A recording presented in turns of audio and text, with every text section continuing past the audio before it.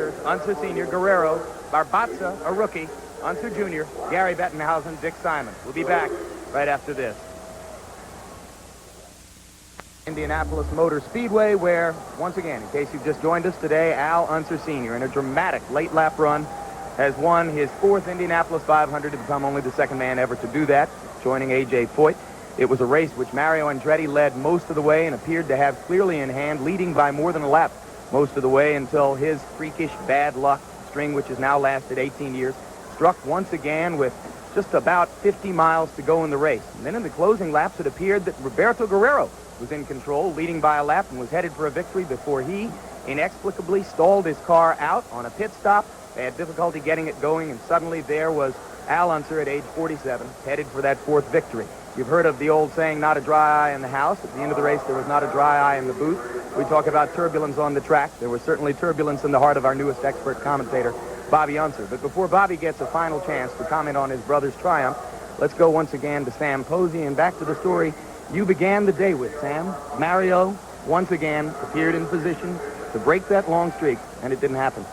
Yeah, and for every triumph, there has to be a disaster. And what I only hope in the next few years is that, I think Mario really thought he was going to win this one. I think he was poised to do something. And now it is almost as if this luck thing has become a sort of strange eagle that sits on his shoulder. And I hope that it won't cause him to become so discouraged and depressed that it would affect his future performances. I'm sure it won't, and yet I think today, of all the defeats here that Mario has had, perhaps this will be the most painful.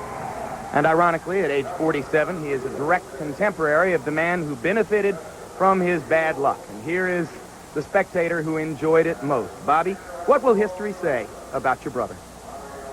They're going to say Al's a great race driver. He always has been. And today's race was a good race. Mario did lead an awful lot of it. He totally dominated it. But by the same token, Roberto Guerrero was quick. We had a lot of fast cars. We had very few accidents, no bad accidents. It came out a lot better. We didn't have the heat. It just came out a lot better than we anticipated in the very beginning. We were all three of us a little bit worried, if you remember. So I just think it's really neat. I've never seen such a storybook affair for a family as it's been for the Unser family today. Very quickly, is there something to be said for playing a waiting game in this race? And does your brother have more of the temperament to do that than perhaps anyone else? Yes, he does have. And Al has always been a very shrewd and very smart race driver. And I wonder sometimes, like if I would have been in Al's shoes, I'm not too sure that I wouldn't have pushed it a little bit harder and possibly even broke the car. The important thing is he does know how to win, and he did win again.